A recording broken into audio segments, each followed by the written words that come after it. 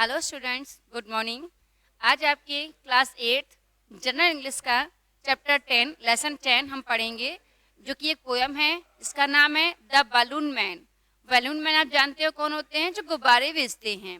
तो इस पोयम में गुब्बारे बेचने वाले की एक कहानी बताई है, गुब्बारे बेचने वाले के बारे में बताया, गुब्बारों के बारे में बताया है।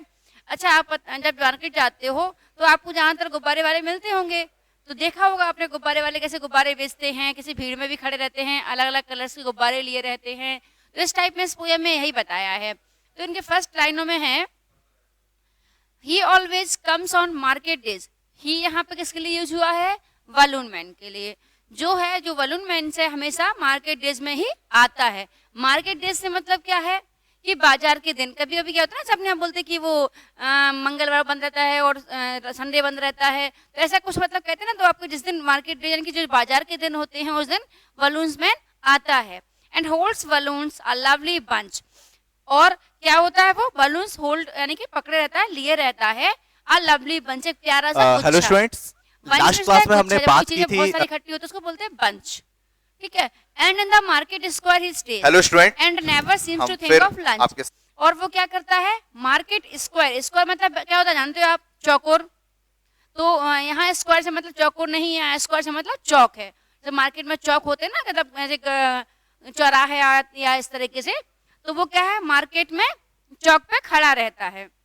And never seems to think of. Hello student, और क्या होता है जब वो गुब्बारे बेचता है, जब अपना काम कर रहा होता है, तो हेलो स्टूडेंट, कभी अपने खाने के बारे में भी नहीं सोचता है, यानी कि खाने का भी ध्यान नहीं रहता है। होता है कभी कभी हम भी जब कोई काम करते हैं तो एकदम को वैसे कोई आप पढ़ रहे हो, आपको लगता है नहीं ये पूरा एक चैप्टर खत्म ही कर लें तभी हम खाना खाएंगे या तभी हम उठेंगे। तो इस तरह से वो भी उनको अपना काम करते हैं, तो उन्हें भी लगता है कि हम जब पूरा अपने काम के बीच में लंच की भी ध्यान नहीं रखता है। सेकंड लाइन पैरा में आज हम 9th क्लास का 4th चैप्टर की डबल है। एंड व्हेन इट इज भाई हमारा जब हमारे उन्होंने कहा है यानी कि आज equation in two variables and draw the graph of the purple है, ब्लू और ग्रीन कलर के हैं। एंड जब सनी डेज यानी कि दोपहर के टाइम पे, दोपहर में दो cars and people get between, you see them shining far away.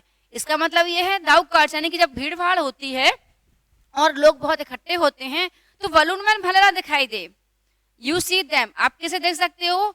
भले बलून में आपको दिखाई नहीं दे रहा है, भीड़ भाड़ में वो छिप गया है, लेकिन आपको उसका बलून दूर से ही चमकते हुए दिखाई दे जाते हैं, क्योंकि बलून ऊपर टंगे रहते हैं, वो ऊपर लिए होल्ड करे रहता है चाहे, तो वो बलून आपको दूर से ही शाइनिंग करते हुए दिखाई दे जाते हैं। तीसरे में है and some are big and some are small. कुछ बड़े होते हैं, कुछ छोटे होते हैं। And tied together with a string. और जो बलून मैन होता है उसको बहुत टाइट यानी कि धागे से बहुत टाइट वो अपने उसको साथ में एक साथ बांधे रखता है, सारे गुब्बारों को बड़े छोटे सब बांध के रखता है। And if there is a wind at all they tug and tug like anything. और अगर कहीं हवा चल जाती है, मतलब हवा होती है, तो क्या होता है? वो एक दूसरे से टकराते हैं, एक दूसरे में उलझ जाते हैं, एक दूसरे में फंस जाते हैं, उलझ जाते हैं। चौथे में है someday perhaps he will let them go and we shall see them sailing high and stand and watch them from below, they would look pretty in the sky। इसका मतलब ये है someday, किसी दिन शायद ऐसा हो कि सब गुब्बारों को छोड़ दे, सारे गुब्बारे हवा में ऊपर छोड़ दे। we shall see them sailing high, और हम उनको देखेंगे ऊंचा उड़ते हुए, ऊंचा जाते हुए, ऊंची यात्रा करते हुए। And stand and watch them from below, और हम नीचे खड़े होकर उसको देखेंगे कैसे वो बहुत प्रिटी, बहुत सुंदर लगते हैं आसमान में जाते हुए। तो लास्ट में ये कहा उन्होंने कि किसी दिन ऐसा हो कि जो बलून मैन हो सारे गुब्बारे छोड़ दे, उनको जाने दे, और हम उनको ऊपर उड़ेंगे, ऊपर आसमान में जाएंगे, ऊंचाई पर जाएंगे, और हम नीचे खड़े होकर उनको देखेंगे तो आसमान में बहुत ही सुंदर लगते हैं। तो यहाँ बलून के बारे में बताया है कि बलून कैसे कैसे होते हैं, बलून कैसे कौन बेचता है, ये सारा बताया। कलर के अलग अलग होते हैं, एक दूसरे से बंधे होते हैं, और इनको आसमान में छोड़ दो बहुत ही प्रिटी ये लगते हैं। तो इसमें बलून के बारे में है, सो इसे आप पढ़ लीजिए। अच्छी सी पोयम है, छोटी सी पोयम है, so read it, repeat it. Thank you.